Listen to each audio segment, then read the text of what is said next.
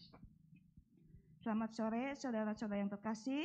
Selamat beribadah lagi dalam nama Tuhan Yesus. Kita sama-sama berdiri, kita akan mulaikan ibadah kita. Kita nyanyikan Dia Sanggup.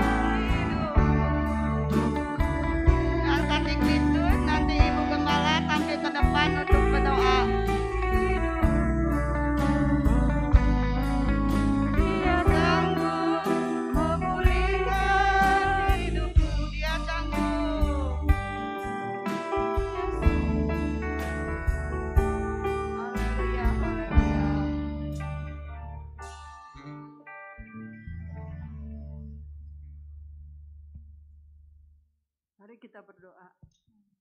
Kembali kami datang kepadamu Tuhan pada sore hari ini. Kami mengucap syukur Tuhan untuk segala kebaikan-Mu, untuk kasih setia-Mu yang selalu ada bersama dengan kami Tuhan. Kami percaya bahwa Engkau tetap sanggup sampai hari ini ya Tuhan Yesus. Itu sebabnya kami datang kepadamu, kami menyembah Engkau, kami meninggikan Engkau Tuhan. Terima kasih Tuhan, terima kasih kami membawa hati kami kepadamu Tuhan sore hari ini. Untuk diisi oleh kekuatan-kekuatan-Mu, oleh firman-Mu, oleh kebenaran-Mu, oleh hal-hal yang benar dan baik ya Tuhan Yesus. Terima kasih Tuhan, terima kasih. Kami percaya bahwa selama kami beribadah kepadamu, sepanjang kami memuji Engkau Tuhan, Engkau sudah menurunkan berkat-berkat-Mu di dalam kami Tuhan. Berkat segala kelepasan dari segala hal-hal yang terikat dalam hidup kami. Berkat yang ya Tuhan yang luar biasa. Terima kasih Bapa, terima kasih. Terima kasih Yesus, Engkau urapi semua yang melayani pekerjaan-Mu Tuhan. Tidak ada yang terkecuali, kami pun diurapi Tuhan. Terima kasih Bapa, di dalam nama Tuhan Yesus Kristus kami berdoa dan mengucap syukur. Haleluya. Amin. Amin. Silakan duduk. Saudara-saudara senang ada di rumah Tuhan? Haleluya. Kita nyanyikan bersyukurlah.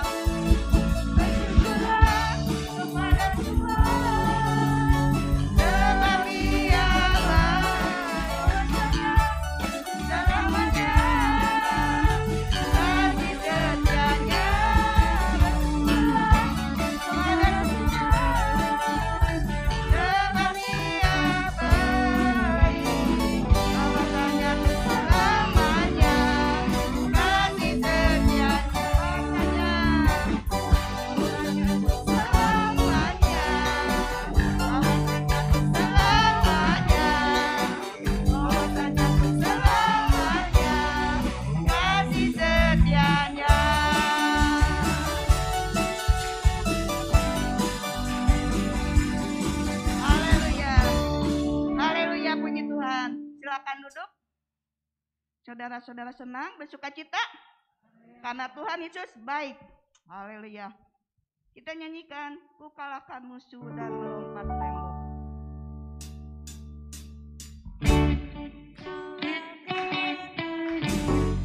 Batu keselamatan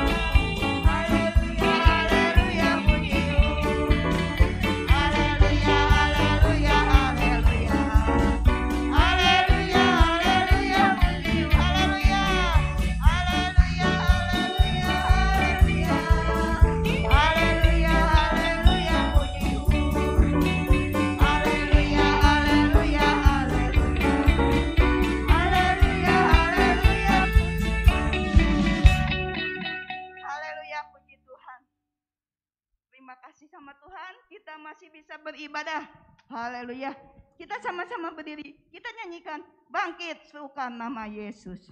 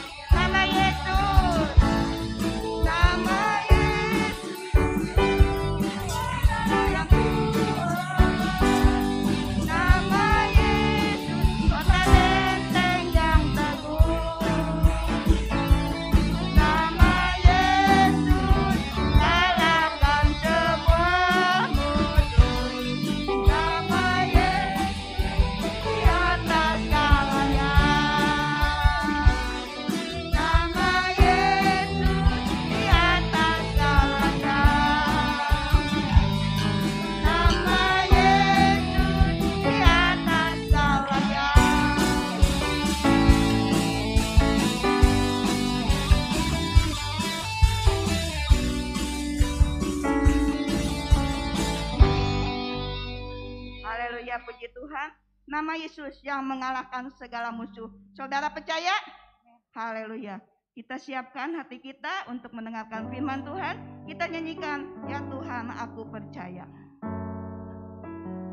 Haleluya Yesus.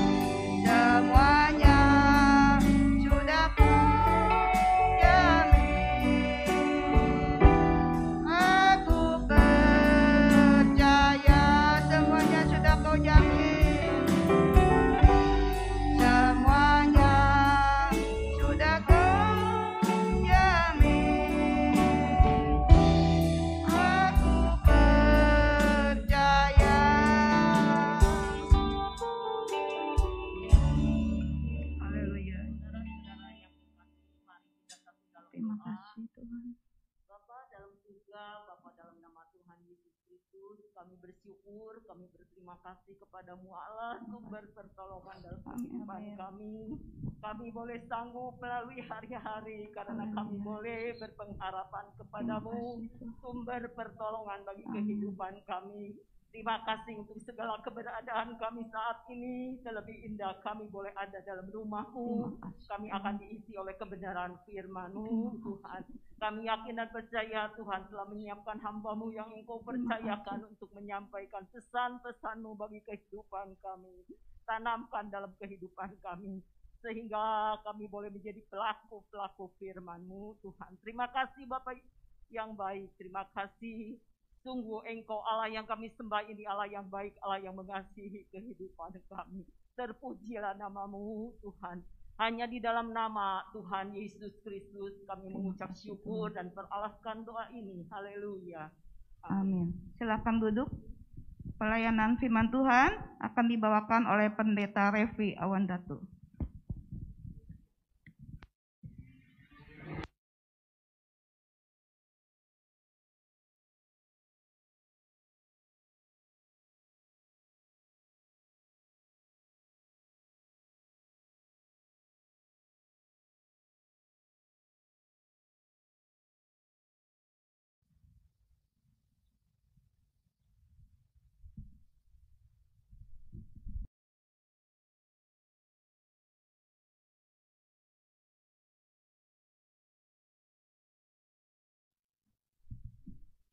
Haleluya.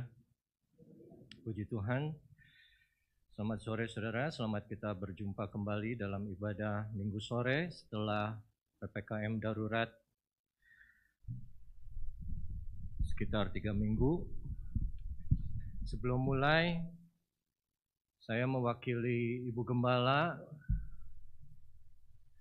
bersaksi bagaimana kebaikan Tuhan dalam proses penyembuhan beliau. Jadi seperti yang kita tahu, beliau terpapar COVID sekitar 2 minggu lalu.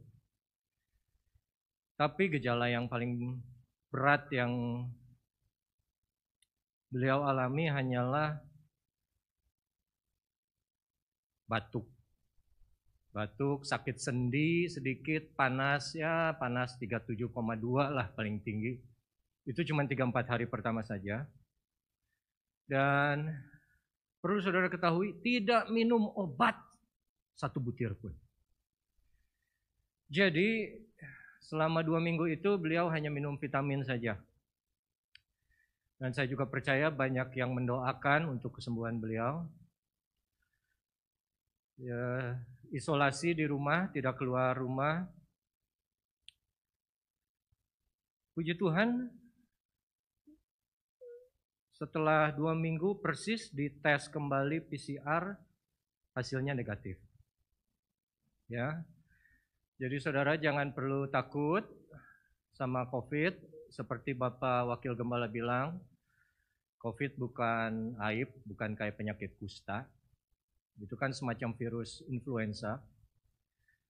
Cepat atau lambat, sadar atau saudara tidak sadar,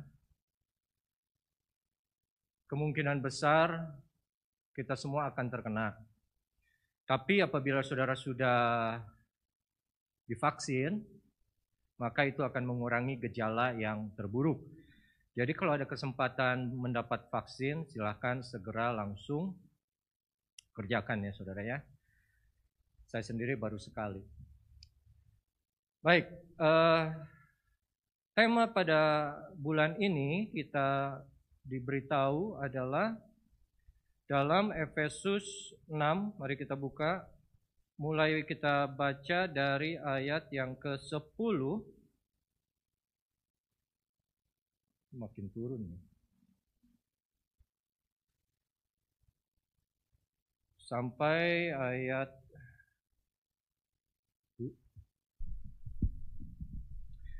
maaf saya pegang bukan supaya cincin saya kelihatan ya saudara ya. Oke. Ayat 10, akhirnya hendaklah kamu kuat di dalam Tuhan, di dalam kekuatan kuasa-Nya.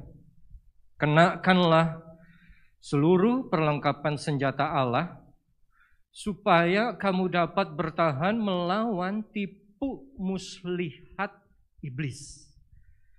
Ayat 12, karena perjuangan kita bukanlah melawan darah dan daging, tapi melawan pemerintah, melawan penguasa, melawan penghulu dunia yang gelap ini, melawan roh-roh jahat di udara.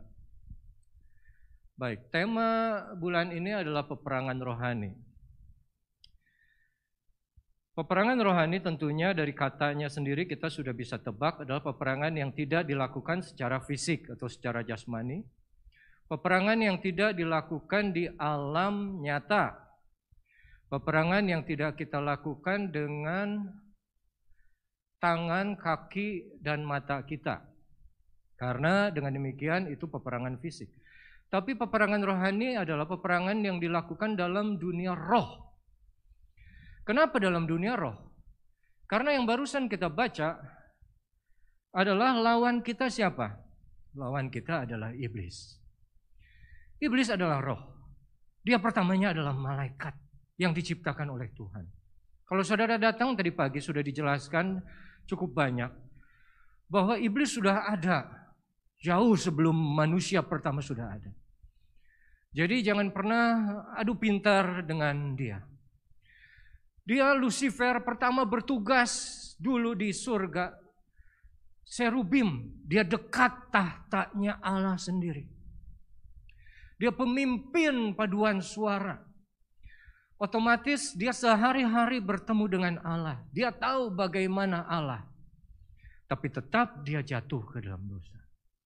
Rasul Paulus menulis dalam Efesus 6 pasal ayat yang 11, kenakanlah seluruh perlengkapan senjata Allah supaya kamu dapat bertahan melawan tipu muslihat iblis. Yang pertama kita coba belajar adalah perlengkapan senjata Allah yang Rasul Paulus bilang harus kita gunakan untuk melawan iblis, bukan digunakan untuk mengalahkan iblis. Jangan salah, kita manusia tidak bisa mengalahkan iblis. Setan hanya bisa dikalahkan oleh Yesus dengan kuasanya. Pertama, kuasa setan melalui dosa dan maut sudah dikalahkan oleh Kristus di kayu salib. Tapi terakhir kali nanti saat Yesus datang kembali yang kedua, di situ kembali setan beserta semua pengikutnya dikalahkan untuk selama-lamanya dan dimasukkan ke dalam neraka. Oleh karena itu, dalam ayat yang ke-11, kalau dalam bahasa Indonesia ditulis bertahan, tapi dalam bahasa Inggris ditulis able to stand, mampu berdiri melawan. Kenapa? Kalau saudara kita semua mampu saja berdiri, tidak goyah, tidak jatuh melawan iblis, sebetulnya itu sudah kemenangan buat kita. Dan kalau kita lihat juga sedikit pada ayat yang ke-13, sebab itu ambillah seluruh perlengkapan senjata Allah supaya kamu dapat mengadakan perlawanan pada hari yang jahat itu dan tetap berdiri sesudah kamu menyelesaikan segala sesuatu. Artinya apa? Iblis, kita berperang melawan iblis. Tujuan iblis adalah menjatuhkan kita. Iblis tidak bisa membuat kita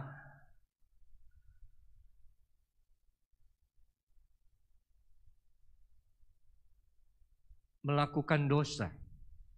Iblis hanya bisa mempengaruhi kita untuk berdosa. Saat godaan pertama kepada manusia yang tercatat di dalam Kejadian, ular kepada Hawa. Apakah ditulis di situ? Lalu ular memberikan buah itu ke Hawa. Nih, makan buah ini. No. Tetap walau bagaimanapun, Hawa yang petik ambil, Hawa yang makan. Jadi manusia yang bergerak terhadap pikiran yang sudah dipengaruhi oleh iblis. Tidak pernah iblis memaksakan kehendaknya. Iblis hanya coba mempengaruhi pikiran kita untuk berdosa. Nah, saudara yang kekasih, dalam Efesus, sebuah surat yang ditulis oleh Rasul Paulus kepada jemaat di Efesus. Rasul Paulus adalah seorang yang pintar.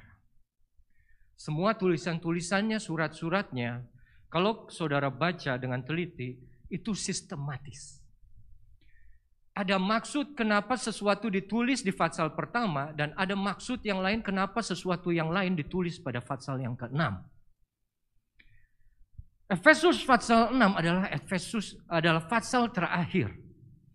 Dan kenapa dia tulis akhirnya, kalau dalam bahasa Inggris finally, hendaklah kamu kuat dan kenakan seluruh perlengkapan senjata Allah.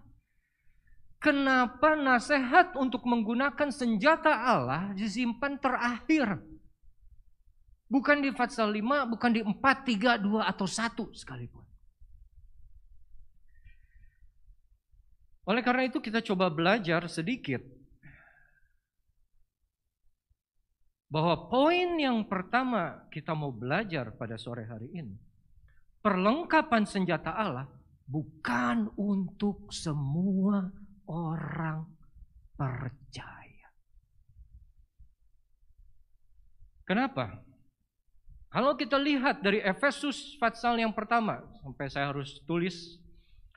Efesus pasal yang pertama menceritakan bagaimana Allah yang sudah memanggil, menentukan kita dari sebelum dunia dijadikan, supaya kita kudus, tidak bercela, tidak bercacat, untuk menjadi anak-anak Allah.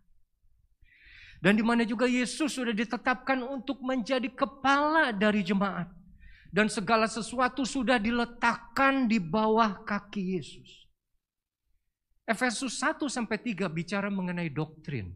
Efesus 4-6 bicara mengenai practical living-nya, saudara. Tapi saudara coba ikuti saja ya. Efesus pertama adalah alasan kenapa kita bisa ada sampai sekarang ini, karena kita sudah dipilih, ditentukan oleh Allah dari sebelum dunia dijadikan. Membuktikan otoritas Tuhan berlaku ada di atas kehidupan kita semua. Pasal yang kedua, ditulis juga belajar di sana bahwa kita yang sudah mati karena pelanggaran dan dosa, kita yang hidup dulu di dalamnya dan mengikuti jalan dunia ini, mentaati penguasa kerajaan angkasa. Ditekankan bahwa dulu kita mengikuti penguasa kerajaan angkasa, yaitu setan, yang sekarang sedang bekerja di antara orang yang tidak percaya.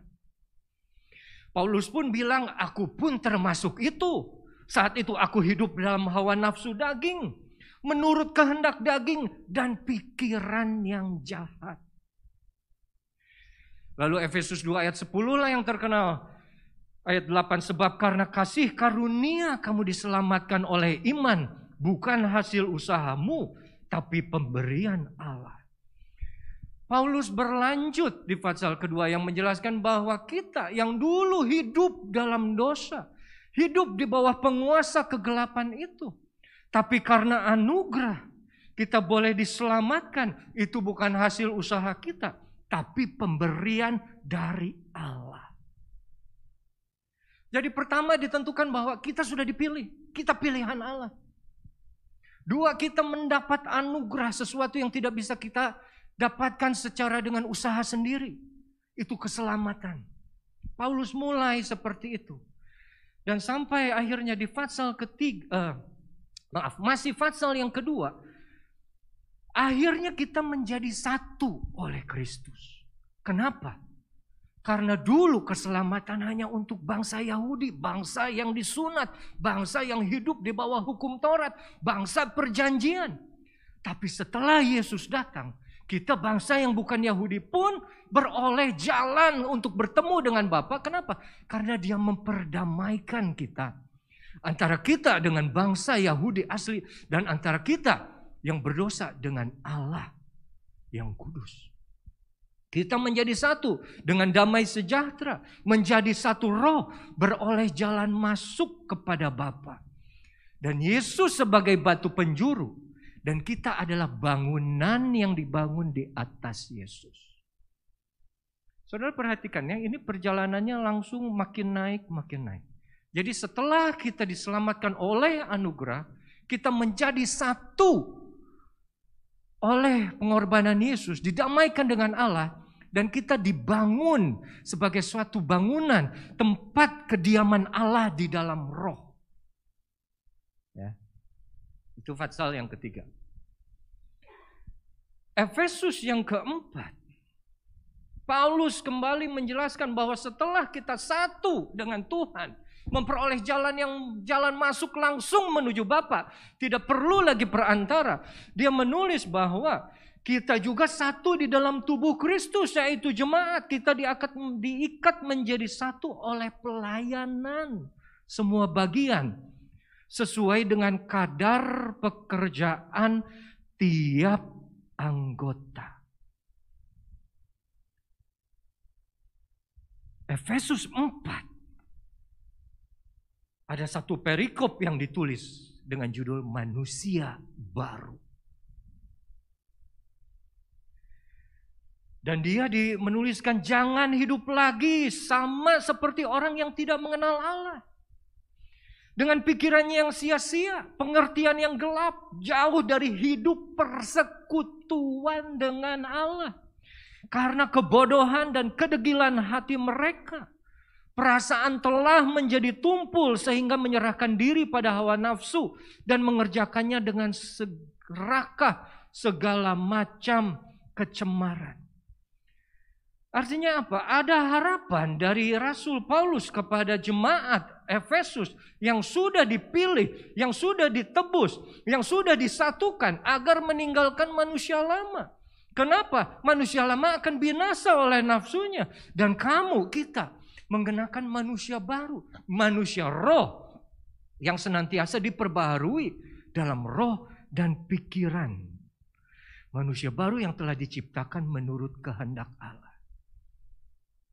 Kalau saudara masih bisa konsentrasi sampai di sini, saudara akan paham bagaimana perjalanan dari pertama dipilih sampai manusia baru. Kita menanggalkan manusia lama dan mengenakan manusia baru.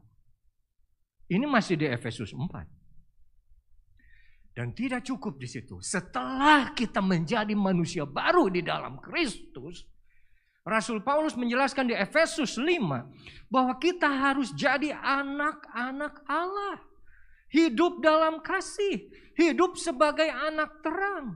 Manusia baru hanya bisa kelihatan setelah kita menjadi anak-anak Allah. Bagaimana anak Allah nampaknya, munculnya? Hidup dalam kasih, hidup dalam terang. Dan akhirnya Efesus 5 ditulis, jemaat tunduk kepada Kristus karena dia kepala jemaat. Menyelamatkan tubuh, menguduskan, menyucikan supaya kudus tidak bercela. Baru setelah itu semua, masuklah Efesus pasal yang ke-6. Yang pertama bicara mengenai hubungan orang tua dengan anak. Lalu berikutnya hubungan tuan dengan hamba. Dan ayat 10 sampai ayat 20 bicara mengenai perlengkapan senjata Allah. Saudara, perlengkapan senjata Allah bukan untuk semua orang. Perlengkapan senjata Allah hanya digunakan oleh orang-orang yang diserang oleh iblis. Siapa yang diserang oleh iblis? Kalau kita menyerang seseorang atau pihak lain, itu artinya pihak lain itu adalah lawan kita. Kalau ada yang menyerang kita, artinya kita menjadi lawan mereka. Iblis hanya menyerang mereka orang-orang yang adalah lawannya dia. Maksud lu apa, Ref? Maksud saya, orang-orang yang diserang oleh iblis adalah orang-orang yang sudah menanggalkan manusia lama, mengenakan manusia baru.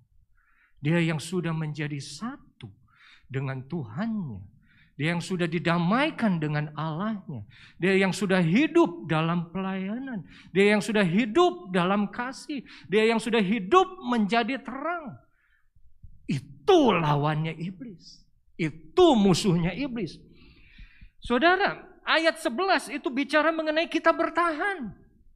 Itu alat senjata semua digunakan bukan untuk menyerang. Pertama untuk bertahan, untuk berdiri melawan tipu muslihat iblis. Tidak semua yang datang sore hari ini perlu perlengkapan senjata Allah. Kenapa? Karena tidak semua yang datang sore hari ini juga sudah menanggalkan manusia lamanya dan memakai manusia baru yang senantiasa diperbaharui dalam roh dan pikiran. Tidak semua yang di sini manusia baru yang sudah hidup dalam terang. Tidak semua yang datang ke sini sudah hidup dalam kasih. Apakah Kristus bercahaya atas hidup kita? Kalau jawaban dari semua yang barusan saya sebut itu iya, saudara adalah target iblis. Dan itulah saatnya kita harus memakai perlengkapan senjata Allah. Kalau saudara hidupnya masih manusia lama, masih melakukan hal-hal yang dulu, hal-hal yang kebiasaan buruk masih belum bisa dilepaskan, hidup dalam kasih boro-boro, masih suka marah-marah, masih suka curiga sama orang, masih suka ngomongin orang, masih suka nyinyir sama orang, tidak menjadi anak-anak terang, nggak perlu peduli sama perlengkapan senjata Allah. Nggak akan diserang sama iblis. Itu temannya iblis. Iblis nggak akan nyerang temannya, saudara. Mau ngapain? Itu pengikutnya. Kalau kita tidak hidup dalam kasih, kalau kita tidak hidup dalam terang, kalau kita tidak menanggalkan manusia lama kita masih dalam manusia lama, itu kita tidak ada di pihaknya Tuhan. Dan kalau kita tidak ada di pihak Tuhan, kita tidak akan diserang iblis. Titik. Jadi nggak usah, nanti kan saudara akan dengar dari pembicara-pembicara berikutnya mengenai 6 macam perlengkapan senjata ini ya. Mulai dari ikat pinggang, basuh zirah, dan sampai seterusnya, sampai pedang itu bicara mengenai apa. Nggak usah pikirin soal itu. Kenapa? Nggak akan diserang. Nggak usah jadi kalau ada apa nyalahin iblis. Enggak. Karena tanpa iblis nyerang pun saudara akan jatuh sendiri. Paham ya? Paham. Jadi iblis tidak akan menyerang temannya. Iblis hanya menyerang lawannya. 1. Nah 2. Sekarang yang kita mau belajar, siapa lawan iblis sebetulnya di Alkitab, dan kita coba mau belajar beberapa hal. Saya baru 15 menit ya. Mari kita lihat contoh dari Adam dan Hawa yang pertama dalam Kejadian 2 ya. Coba kita buka Kejadian 2. Lalu ayat 16. Kejadian 2 ayat 16. Lalu Tuhan Allah memberi perintah ini kepada manusia, semua pohon dalam taman ini boleh kau makan buahnya dengan apa saudara? Dengan bebas. Tapi enggak bebas-bebas juga, karena ayat berikutnya tetapi pohon pengetahuan tentang yang baik dan yang jahat itu jangan kau makan buahnya. Konsekuensinya pada hari engkau memakannya pastilah engkau mati. Nah, kita sudah tahu Adam diciptakan pertama kali ditulis dalam Kejadian 1 ayat 26, marilah kita menjadikan manusia menurut gambar dan rupa kita supaya mereka berkuasa. Bagus tuh Bu Kurni. Supaya mereka berkuasa atas segala ciptaan yang lain, burung di udara, ikan di laut. Dan akhirnya apa? Lalu setelah Tuhan Allah mengambil manusia itu, menempatkan dalam Taman Eden untuk mengusahakan dan memelihara taman itu. Adam diberi kuasa. Untuk apa? Untuk mengerjakan dan memelihara Taman Eden itu. Dia diberi kuasa untuk memerintah, dominion, rule over. Tapi dikasih kebebasan, dikasih. Semua pohon dalam taman ini boleh kamu makan buahnya, tetapi satu tidak boleh kamu makan buahnya. Kebebasan yang terbatas, bukan kebebasan yang mutlak atau kebebasan yang absolut. Diberi kuasa bukan berarti kamu memiliki kebebasan yang absolut. Kamu jadi pemimpin, kamu jadi bos, kamu jadi atasan, kamu dapat kuasa, ya. Tapi ingat, kuasamu bukan kuasa yang absolut. Dan itu sudah ditentukan oleh Tuhan. Manusia dari awalnya tidak pernah diberikan satu kebebasan yang absolut atau yang mutlak atau yang tidak terkontrol. Kebebasan yang terbatas. Sebetulnya kebebasan yang terbatasnya ini juga sudah luas, saudara. Semua pohon boleh dimakan, hanya satu yang nggak boleh. Kita nggak pernah tahu ada berapa jenis pohon di sana. Taruhlah ada 40 jenis macam pohon buah, hanya satu yang nggak boleh loh. Itu cuma sepersekian berapa. Tapi iblis di pasal ketiga kita tahu dia goda. Dia goda Hawa. Dia tipu muslihat Hawa. Dan dia bilang, Kejadian 3 ayat 4, ayat 5, ayat 4. Tapi ular berkata kepada perempuan, sekali-kali kamu tidak akan mati. Tapi Allah mengetahui bahwa pada waktu kamu memakannya, matamu akan terbuka dan apa saudara baca? Kamu akan. Siapa yang tidak mau menjadi seperti Allah? Banyak kita sebut orang-orang yang hidup di dunia sekarang. Orang-orang yang semena-mena, yang punya dudukan, punya jabatan. Kita sebutnya macam Tuhan saja dia itu. Kenapa? Udah gak bisa dikontrol, udah gak bisa dikasih tahu, sudah tidak bisa ditegur. Apa yang menjadi kemauannya harus terjadi. Semua keinginannya itu adalah nomor satu. Dan itu yang iblis gunakan untuk menggoda Hawa. Kamu akan menjadi seperti Allah, tahu tentang yang baik dan yang jahat. Saudara yang kekasih, kalau saudara tahu bagaimana karakter iblis saat dia ada di surga dan lalu jatuh ke bumi. Mari kita buka sebentar Yesaya 14.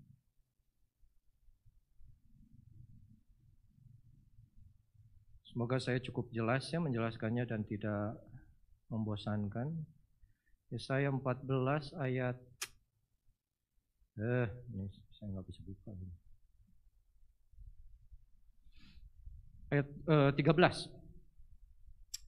Engkau yang tadinya berkata dalam hatimu, ini Lucifer, aku hendak naik ke langit, aku hendak mendirikan tahtaku, mengatasi bintang-bintang Allah, dan aku hendak duduk di atas bukit pertemuan jauh di sebelah utara.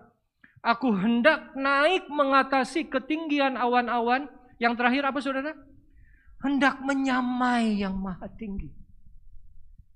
Karakter iblis sudah nampak dari awalnya. Bahwa apa? Dia tidak suka nomor 2. Dia tidak suka dibatasi.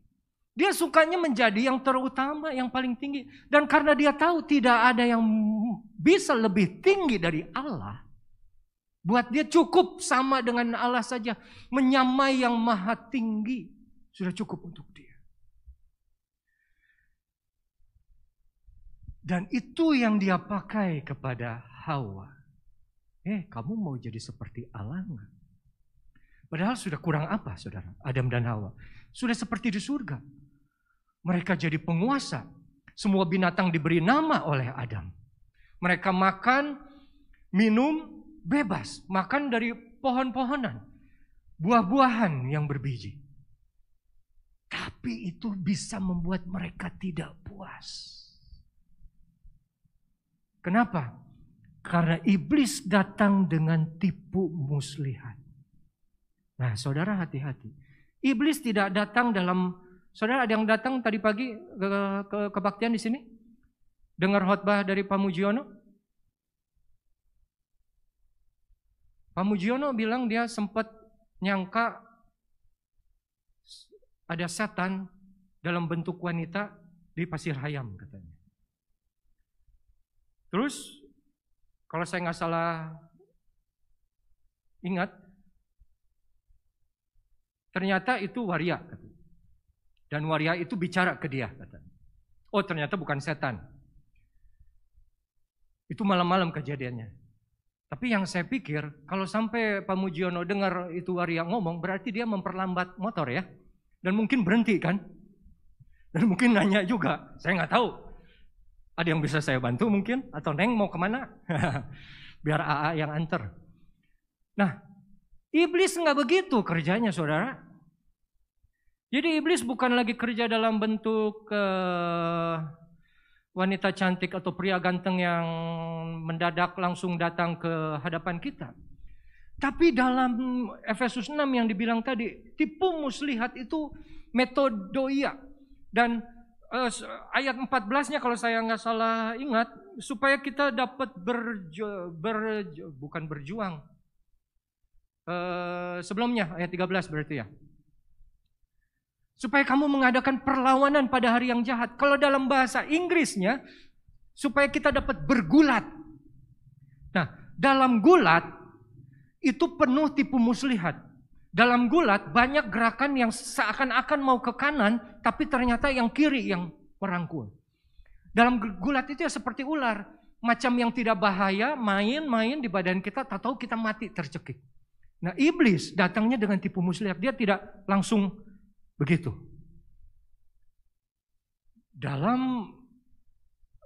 Udah terlalu jauh ke sana.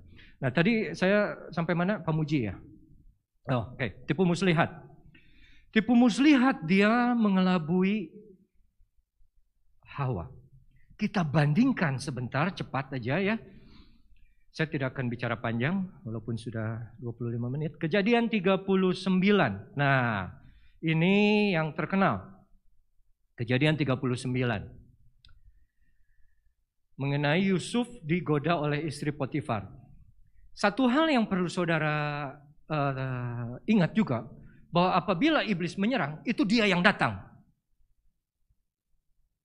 Jadi kalau kayak Pak Muji gitu, mestinya ceweknya yang datang.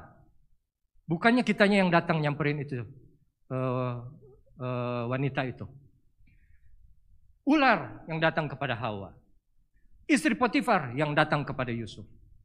Iblis yang datang kepada Yesus. Dan itu yang harus kita waspada. Mereka yang datang kepada kita.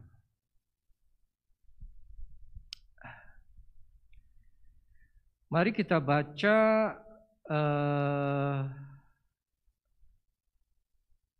mulai ayat 3 ya. Kejadian 39 ayat 3.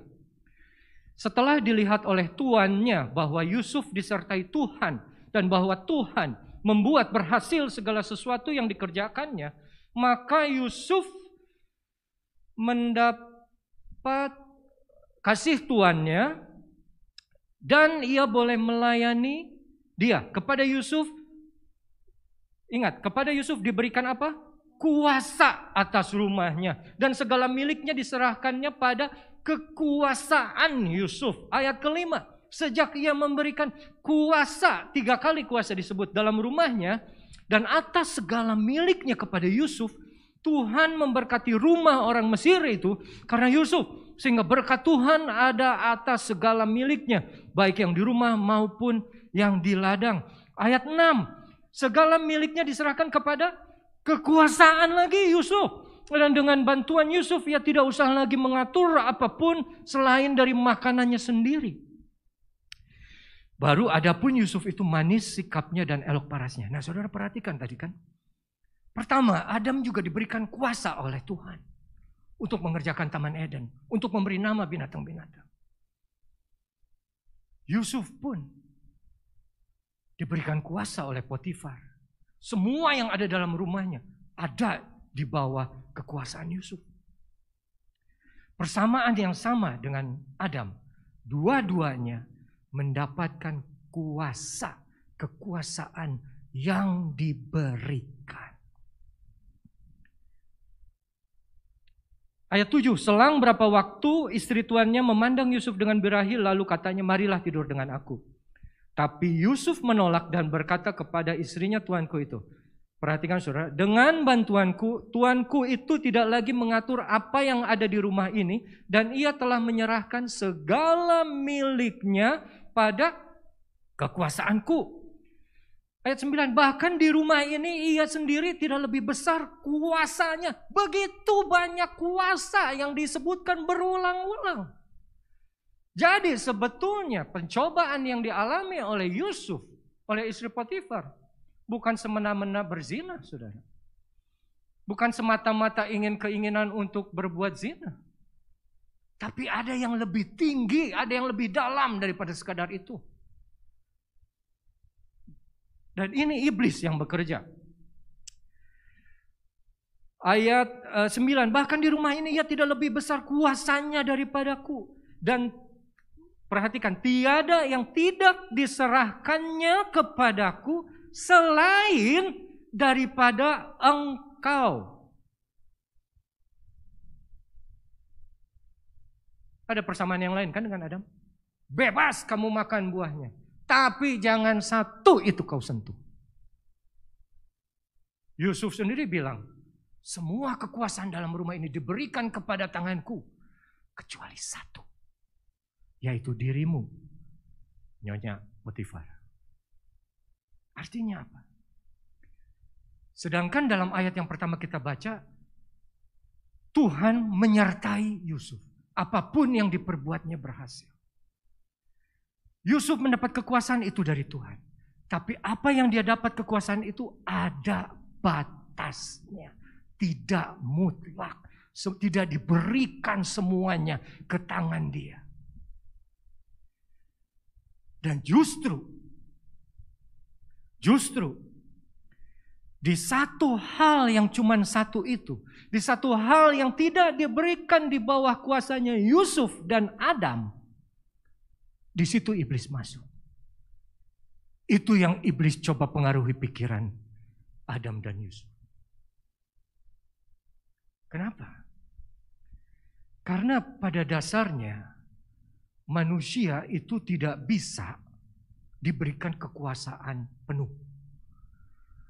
Oleh karena itu, kalau kita tahu dasar-dasar tata pemerintahan, tata kelola, semua yang jadi pemimpin harus ada pengawasnya, harus ada atasannya. Ya, mulai dari lurah, camat, kabupaten, bupati, wali kota, gubernur, presiden pun katanya diawasi oleh MPR. Bekerja sama dengan DPR. Tidak ada yang bisa diberikan kuasa absolut. Karena apa? Begitu manusia mendapatkan kuasa yang absolut, bahasa Inggrisnya power tend to corrupt. Kekuasaan cenderung disalahgunakan. Dan itu yang iblis mau masuk. Kenapa susah bawa perpuluhan? Perpuluhan cuma 10%. Itu hakku, kata Allah. Kalau kita mau pakai 90, 10%. 90% berarti dalam tanda kutip milik kita. Dalam tanda kutip 10% milik Allah. Tapi berapa banyak yang di sini pun sudah memberikan 10% itu. Padahal kita bebas dalam tanda kutip untuk menggunakan yang 90%. Tapi tetap untuk yang 10% saja yang kata Tuhan jangan sentuh karena itu milikku, kita tidak kasih ke Tuhan. Itu iblis yang sudah bekerja. Karena gaya dia, tipu muslihat iblis itu untuk mempengaruhi kita agar kita melawan firman Tuhan. Saat Hawa jatuh ke dalam dosa, dia jatuh ke dalam dosa bukan karena makan buah, tapi karena dia tidak mendengarkan firman Tuhan. Karena dia melawan firman Tuhan. Dan saat Yusuf bilang di ayat ke-9, bagaimana mungkin aku melakukan kejahatan yang besar ini dan berbuat dosa terhadap Allah. Saudara yang kekasih, perlengkapan pertama yang ditulis dalam Efesus itu adalah berikat pinggangkan kebenaran. Mari kita belajar kebenaran. Saat Yusuf digoda, dia jelaskan, dia mengingat kembali dari mana aku mendapat ini semua. Aku mendapat ini semua karena kepercayaan dari Tuanku dan dari Tuhanku. Masakan aku melakukan dosa kesalahan terhadap dia? Hawa tidak begitu. Adam pertama gagal.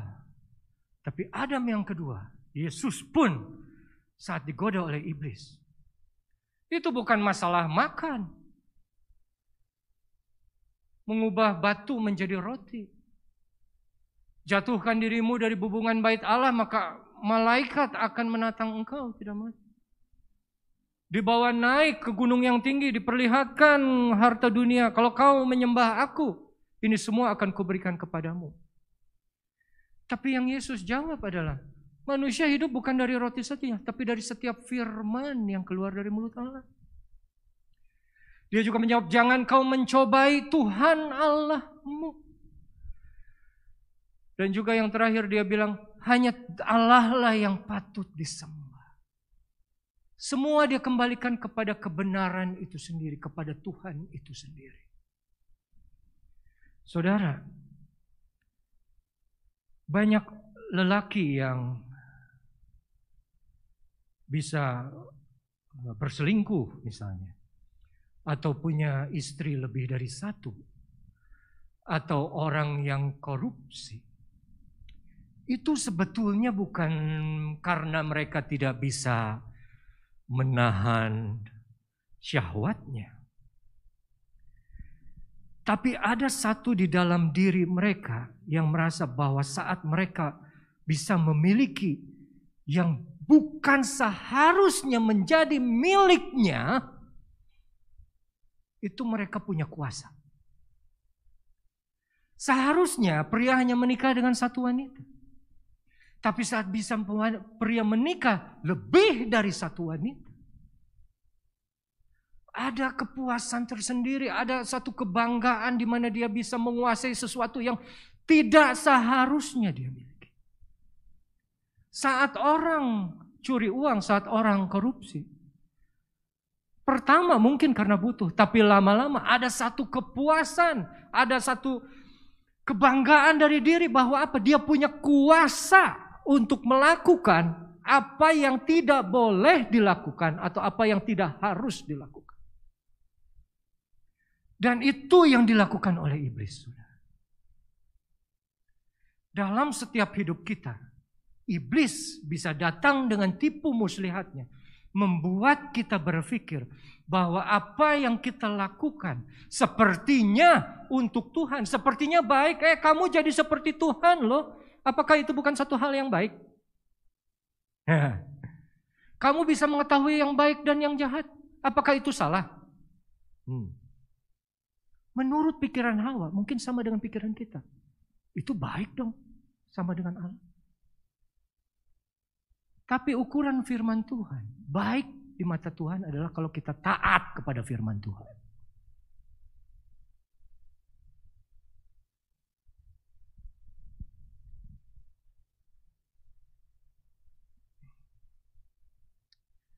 Makanya persamaan antara Adam, Yusuf dengan Kristus. Mereka ketiganya mempunyai kuasa.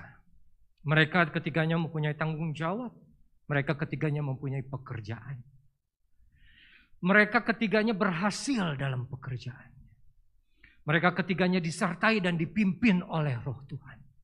Jadi saudara, hati-hatilah. Kalau saudara hidup yang sudah dipercayai sebuah tanggung jawab, nggak harus jadi bos, nggak harus jadi pimpinan, saudara. Orang korupsi nggak duduk di kursi yang tinggi aja. Pegawai juga bisa korupsi. Saat kita punya tanggung jawab, saat kita punya pekerjaan, dan pekerjaan kita berhasil, kita baik, kita dipuji oleh atasan kita disenangi oleh kawan sekerja kita menjadi idola oleh orang-orang yang ada di bawah kita. Dan kita hidupnya dipimpin oleh Allah. Maksud saya dipimpin oleh Allah adalah orang-orang yang senang hidup bersekutu dengan Allah. Orang yang suka datang ke gereja, orang yang suka membaca firman Tuhan, orang yang suka berdoa. Hati-hati. Kemungkinan besar iblis akan datang menyerang saudara dengan tipu muslihat.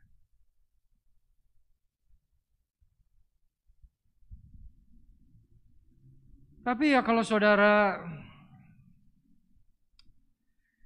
kebaktian jarang gitu ya, dengar lewat online juga sambil baringan di ranjang, di sofa, sambil lihat handphone juga kan, pasti kan itu chat.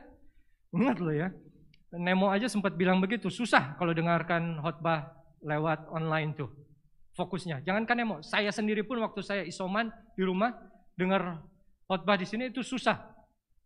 Dengerin begini terus tanpa bisa nggak pegang handphone, susah. Nah, kalau saudara ya hidupnya ke gereja seminggu sekali itu udah puji Tuhan lah, bagus pisan. Kalau ingat ya bisa datang. Rata-rata 2 minggu sekali. Terus ya perpuluhan ya kalau Tuhan kasih berkat katanya 3 bulan sekali lah gitu ya perpuluhan. Beatstone ya, Beatstone kalau ada tugas pelayanan aja Beatstone. Atau puasa juga gak pernah baca firman Tuhan ya cuma di gereja, doa ya doa makan. Jangan takut, gak akan diserang iblis. Percaya, karena itu temannya iblis. Jatuh sendiri udah itu sih. Mau ngapain iblis buang waktu? itu diserang, nggak usah diserang, tunggu aja waktunya dia jatuh sendiri. Tapi buat orang-orang yang tadi saya bilang, punya pekerjaan yang berhasil, disayang sama bos, berhasil, disertai Allah, dipimpin oleh Allah, hati-hati sama tipu muslihat iblis. Iblis akan datang dengan berbagai macam cara untuk membuat kita lupa akan firman Tuhan. Dan saat kita lupa firman Tuhan dan kita tidak melakukan firman Tuhan, di situ kita jatuh dalam dosa. Karena pada akhirnya bukan iblis yang memberikan kita dosa, kita sendiri yang melakukan dosa. Oleh karena itu saudara, demikian firman Tuhan pada sore hari ini.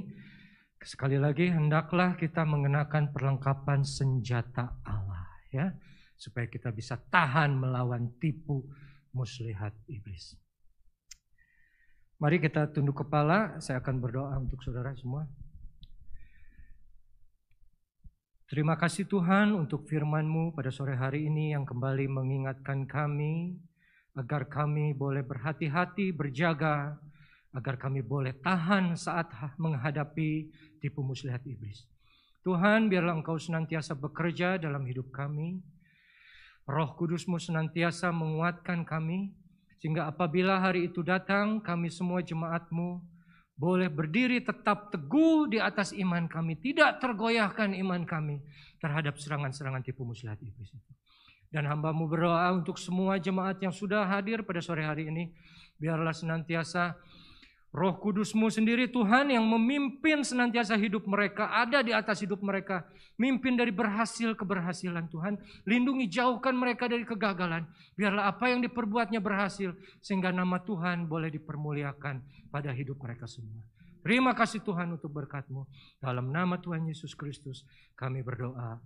Haleluya. Amin. Saya serahkan kepada Oong.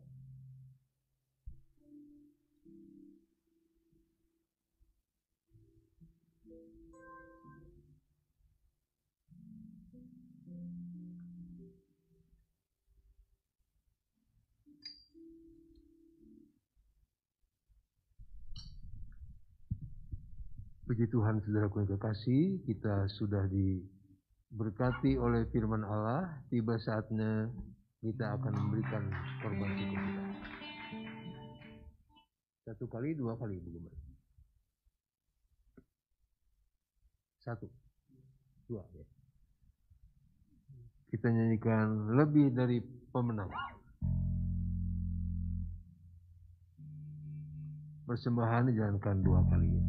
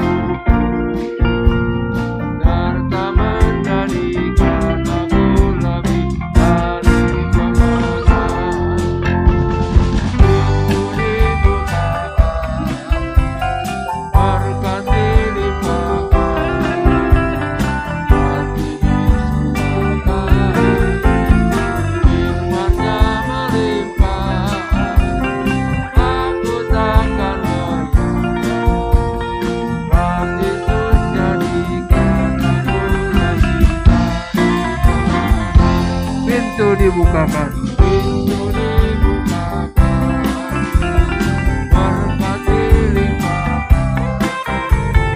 hati disukakan, firman-Nya melimpah, aku takkan goyah, bab Yesus jadikan aku lebih dari pemenang. Oh haleluya, bab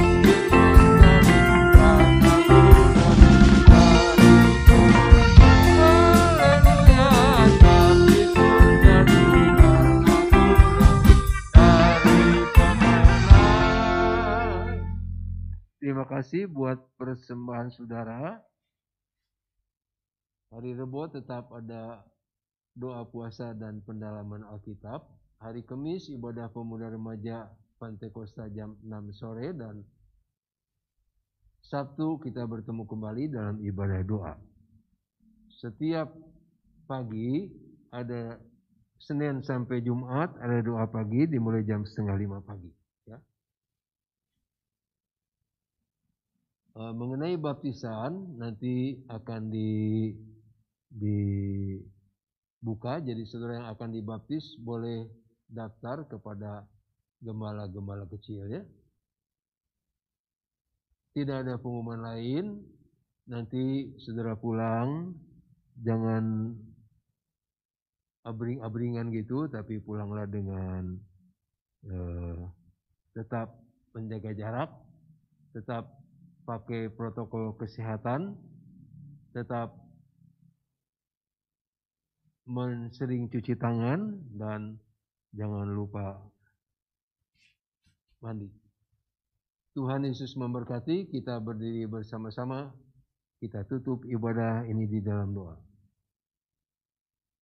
Bila kulihat bintang bertaburan. Ada nggak itu?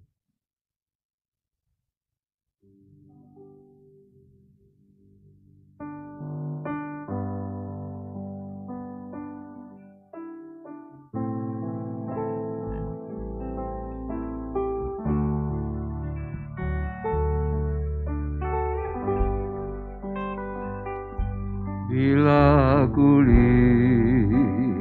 bintang gemerlapan dan bunyi guru riuh ku dengar, ya Tuhanku, tak putus aku heran melihat ciptaan-Mu yang besar. Maka jiwaku pun memuji-Mu, sungguh besar Kau Allahku. Maka jiwaku pun memuji-Mu, sungguh besar Kau Allahku.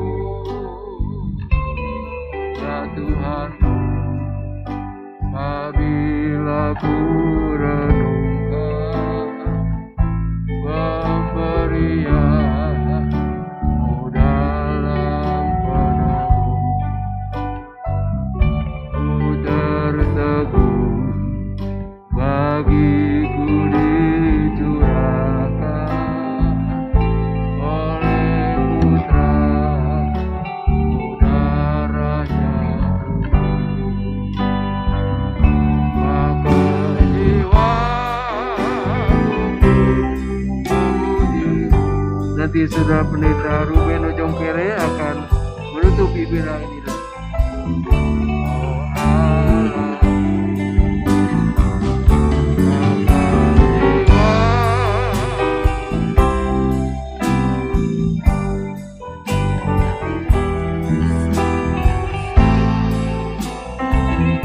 Kau Allah, sungguh besar Kau Allahku, haleluya. Sungguh besar Kau Allah, sungguh besar Kau Allahku, haleluya, puji Tuhan. Besar Kau Allah. Jemaat yang dikasihi oleh Tuhan, mari bersama-sama kita berdoa. Puji, hormat, terima kasih kami naikkan kepada Engkau Tuhan Yesus yang baik atas terselenggaranya ibadah kami pada sore hari ini. Terima kasih buat firman-Mu, terima kasih buat Roh Kudus, terima kasih buat hamba-Mu yang Tuhan sudah pakai untuk memberkati seluruh umat-umat Tuhan yang hadir pada sore hari ini. Terima kasih, tidak ada satupun anak-anak Tuhan yang terlewatkan dengan berkat-berkat surga, baik yang ada di rumah Tuhan maupun ada yang ada di rumah masing-masing. Semua diberkati dengan berkat-berkat surga yang luar biasa. Tuhan bungkus seluruh umat-umat Tuhan dengan kuasa darah-Mu. Dimanapun mereka berada, tidak ada kuasa di luar Tuhan yang bisa mengganggu, yang bisa menjatuhkan, menghancurkan kehidupan, usaha, mata pencarian umat-umat Tuhan. Terima kasih Bapa yang baik. Kami mau berdoa untuk usaha umat Tuhan. Mereka sebagai pedagang, sebagai karyawan, sebagai guru, anggota TNI Polri. Tuhan berkati usaha mereka. Biar dengan berkat-berkat itu mereka bisa mempergunakan untuk hormat, kemuliaan, dan kebesaran nama Tuhan. Kalau ada umat-umat Tuhan yang saat ini sedang terbaring sakit, di rumah ataupun di rumah sakit, bersatu hati kami mau berdoa dalam nama Tuhan Yesus. Biar tangan-Mu yang berkuasa menjamah, memulihkan. Mereka semua dipulihkan. Mereka bisa bersama-sama dengan kami memuji, mengagungkan nama Tuhan. Bersatu hati kami pada sore hari ini hamba-hamba Tuhan. Bersama dengan umat-umat Tuhan. Membawa Ibu Gembala kami ke dalam tangan Tuhan.